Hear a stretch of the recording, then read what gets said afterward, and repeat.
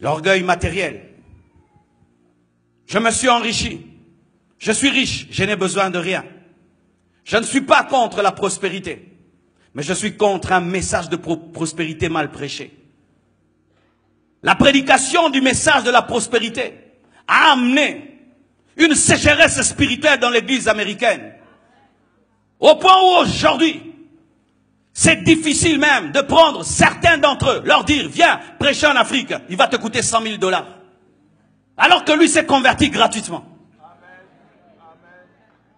Il faut que tu vires dans son compte en banque 100 000 $ pour qu'il vienne donner une prédication. C'est de l'escroquerie. Tu auras une voiture, tu auras une maison. Oui, cela est important, mais cela n'est pas basique. La Bible dit, cherchez premièrement le royaume des cieux et sa justice, et le reste vous sera donné par-dessus. Et vous devez savoir ceci dans la vie. Il y a le temps pour patienter, il y a le temps pour souffrir. La vie chrétienne est une formation. Ce n'est pas que tu te convertis aujourd'hui et tu auras tout du coup. Et ce n'est pas tout le monde qui sera millionnaire, ce n'est pas tout le monde qui sera milliardaire, mais Dieu verra que tu ne manques de rien. Si chaque fois nous devons prêcher maison, voiture, nous sommes des idolâtres, nous sommes des matérialistes. Et ainsi, nous jugeons la spiritualité des gens à l'église en fonction de ce qu'ils ont. Si tu es riche, donc tu es délivré, archi faux. Il y a des riches qui sont possédés, des riches qui sont possédés. Et si tu es pauvre, tu es maudit. Mes frères et sœurs, je vous dis, les apôtres n'étaient pas riches, mais c'était des hommes remplis du Saint-Esprit. On juge la grandeur d'un homme de Dieu en fonction de son compte en banque, en fonction de son jet, en fonction de sa veste, en fonction de sa cravate. Vous aurez, on vous prêche les poches au lieu de vous prêcher les cœurs. Alors que la Bible dit, je souhaite que tu prospères à tous égards, comme prospère l'état de ton âme. La prospérité doit commencer à l'intérieur, avant de se manifester à l'extérieur. Et la priorité de Dieu, ce n'est pas de remplir ton compte en banque, c'est de remplir ton cœur.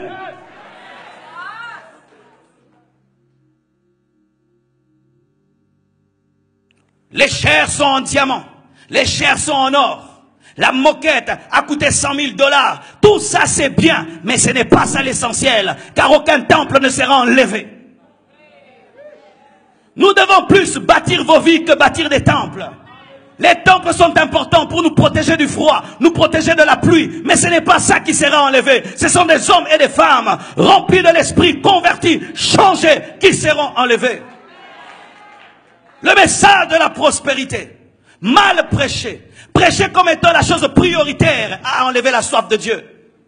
Et ainsi un nouveau converti, il vient à peine de se convertir. Au lieu que vous lui donnez la soif de la parole, de la prière, tu commences à dire, tu dois avoir l'argent, tu dois avoir l'argent, tu dois te marier, tu dois voyager dans le monde entier, tu dois. Du coup, au lieu d'avoir la soif du lait, il a la soif du whisky.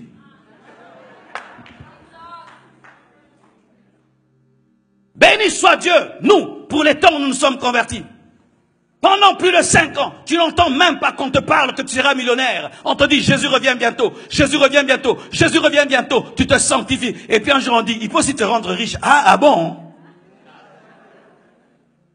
Mais aujourd'hui, à peine converti, qui va m'épouser? Est-ce qu'un bébé pense au mariage? À peine converti, Dieu donne-moi une voiture. Est-ce qu'un bébé pense conduire une voiture? Au lieu de rechercher le baptême du Saint-Esprit, la communion avec Dieu, lire ton Nouveau Testament. Tu n'as même pas maîtrisé ton Nouveau Testament, mais tu veux compter des millions. Et la prédication se transforme en cours de marketing, de management, avec un peu de Jésus.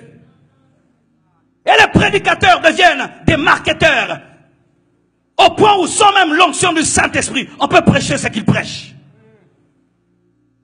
Comment fonder ton entreprise? Comment bâtir ton entreprise? Oui, c'est bien, mais comment apprendre ça à l'université? Bien-aimés frères et sœurs, dans un pays aussi capitaliste, il y a le piège de ne prêcher que la prospérité. Et quand j'entends un homme de Dieu comme le pasteur Samuel, qui est ici aux États-Unis, et qui prêche ce qu'il prêche, ah, quel courage! Quel courage! Quand on regarde votre nation, les buildings sont grands, les voitures sont grosses, tout est gros, tout est grand, tout est gros, les pizzas grands, tout est grand, tout est gros, gros, les verres grands, tout est gros, tout est grand, les voitures, les maisons, tout est grand, tout est gros, tout est grand. Et si tu peux pas avoir une petite voiture, si tu as une petite voiture, oh non, Dieu ne m'a pas béni, Dieu ne m'a pas béni, il faut aussi une grande voiture, une grande maison, une grande. Le matériel ne remplira jamais ton cœur. L'homme le plus heureux du monde n'est pas l'homme le plus riche du monde. Je répète, l'homme le plus heureux du monde n'est pas l'homme le plus riche du monde. Qu'on ne vous trompe pas. Si tu ne trouves pas le bonheur en Christ, l'argent ne te donnera pas le bonheur. Ce n'est pas que je suis contre la richesse. J'ai besoin d'argent pour être une source de bénédiction. J'ai besoin d'argent pour servir Dieu. Mais l'argent n'est pas mon maître. Je ne pense pas à l'argent le matin. Je pense à Jésus le matin. Mais aujourd'hui, les chrétiens pensent à l'argent dès le matin. Le matin, ils pensent à l'argent. Le soir, à l'argent. À la nuit, à l'argent. Ils rêvent même l'argent. Ils comptent l'argent en rêvant. S'il pêche, il a la paix. Mais si on lui vole l'argent, il perd la paix. C'est ainsi que même dimanche, vous acceptez de travailler pour gagner plus. Vous qui travaillez dimanche pour gagner plus, vous êtes des cupides, vous êtes des cupides, vous êtes des idolâtres, vous êtes des cupides, vous êtes des cupides, et vous êtes des cupides, des cupides. Et vous manquez la foi. Lundi, tu n'étais pas à l'église. Mardi, tu n'étais pas à l'église. Jusqu'à samedi, c'était boulot. Et puis ton chef te dit, mais si tu travailles aussi dimanche, je t'ajoute un petit 500. C'est vrai, un petit 500? Ok. Pasteur, aujourd'hui, je ne saurais pas venir jouer à la batterie. Cupidité. Cherchant à posséder et à posséder encore. Alors que la Bible nous dit que la piété est source de gain avec contentement. Le contentement d'être prêché à nouveau dans l'église.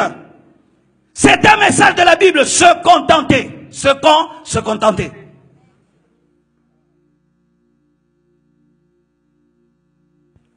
Tu viens à l'église et tu regardes combien j'aurai, combien je posséderai.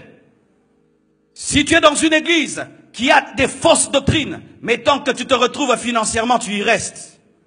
Tant que tu as l'argent, tu y restes. Tant que tu as des relations qui te donnent l'argent, tu y restes. La cupidité. C'est ce qui fait qu'aujourd'hui, les jeunes prédicateurs pensent au ministère en termes d'argent, en termes de prospérité, en termes de veste, en termes de cravate. J'aimerais devenir pasteur. Pourquoi? Ça permet de bien s'habiller. Ça permet d'avoir des belles maisons. Ça permet d'avoir ceci, d'avoir cela. Frères et sœurs, si tu sers Dieu pour la veste, deviens seulement un sapeur.